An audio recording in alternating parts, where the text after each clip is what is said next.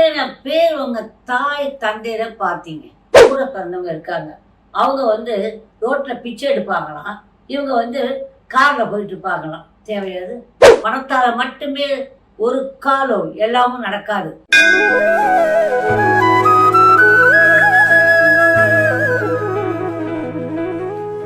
குருச்சரணம். இதை பார்த்துட்டு இருக்க எல்லா செல்லங்களும் எல்லா விதமான நன்மைகளையும் பெற்று இருபது வாழணும்னு வேண்டிக்கிறேன். நிறைய பேர் அம்மா நாங்கள் கோயிலுக்கெல்லாம் ஒழுங்காக போயிடுறோம்.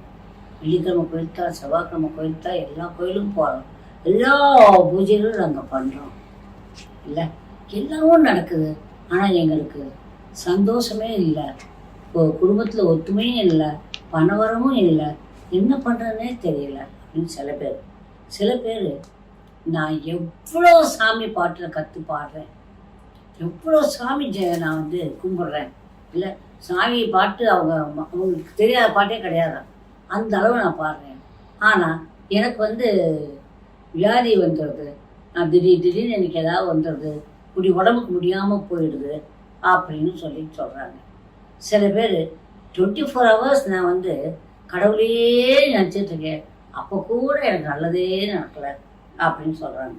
இதெல்லாம் என்ன காரணமாக இருக்கும்? நீங்கள் யாராவது யோசிச்சு பார்த்துருக்கீங்களா? இருக்குது, கொஞ்சம் யோசிங்க கண்ணுங்களா.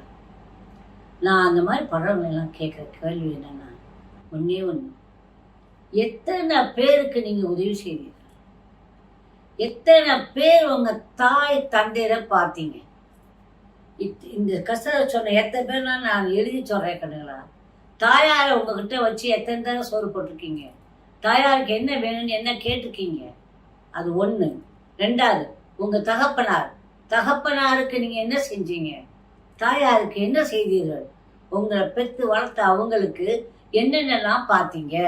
வயதான காலத்தில் அவங்களுக்கு நீங்கள் என்ன செஞ்சுருக்கீங்க? பெரியவர்கள், நமது முன்னோர்கள்ங்கிறவங்களுக்கு என்ன பண்ணுறோம்? பித்திருக்கள்னு பேர் இறந்தவங்க, அவங்களுக்கு செய்ய வேண்டிய கடமையை செய்யலைன்னா அது எத்தனை காலத்தில் நீங்கள் எத்தனை சாமி கும்பிட்டாலும் சரி, நீங்கள் எத்தனை பஜனைகள் பண்ணாலும் சரி, என்னத்தை உங்களுக்கு கிடைச்சிடும்? பணம் மட்டுமே வாழ்க்கையில, பணம் எல்லாத்தையும் வாங்கவே முடியாது.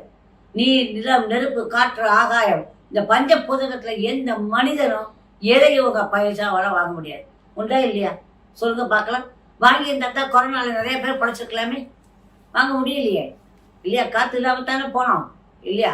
எத்தனை பேர் சொல்லுங்க கண்ணுங்களா, நம்மளால எதாவது பண்ண முடியுமா? பணத்தால் மட்டுமே ஒரு காலம் எல்லாமும் நடக்காது. ஏன்னா உங்கள் உடம்புக்கு பணம் மட்டுமே ஆகாது. உங்கள் உடம்புன்னு ஒன்று இருக்குது இல்லையா, அதில் வியாதி வரும். மனசுன்னு ஒன்று இருக்குது, அதில் கோளாறான எண்ணங்கள் வரும், அந்த கோளாறான செய்கைகள் செய்வீங்க. புரிஞ்சுதா கண்ணுங்களா?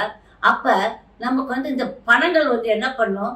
உங்களுடைய வேண்டாததுக்கெல்லாம் ஹெல்ப் பண்ணுமே வழிய, நான் இத்தனை நல்லது செய்தேன், நான் செய்ய வேண்டிய கடமைகளை செய்தேன் அப்படின்னா அது நடக்கிற காரியமா? நீங்களாம் நினைக்கலாம், ஆஹா எனக்கு நடக்கலன்னு. இல்லை, உங்கள் கடமை. தாய் தகப்பனை கவனிக்க வேண்டியது கடமையில கடமை. சரிங்க, கூட பிறந்தவங்க இருக்காங்க, அவங்க ரோட்டில் பிச்சை எடுப்பாங்களாம், இவங்க காரில் போயிட்டு இருப்பாங்களாம். தேவையாது. எல்லாரும் பாரம்பரியம் பற்றி பேசுகிறோம். எப்படி பாரம்பரியம் வரும்? நல்லதுகளை மட்டும் நினைச்சு கொஞ்சமாக நம்ம அப்படி செய்யணும் இல்லையா? பாரம்பரியத்துக்கு ஏற்கமா நம்ம செய்யணும்.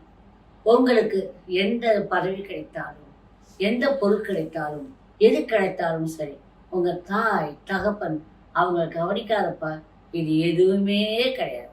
அதை கவனிக்கிறவங்க ஒன்றும் அவங்க வெற்றியை தவிர வேறு எதுவுமே இருக்காது. இதை நீங்கள் புரிஞ்சுக்குவீங்கன்னு நான் நினைக்கிறேன். Okay, I love you all, my lovely children. Good luck, Karela. Bye.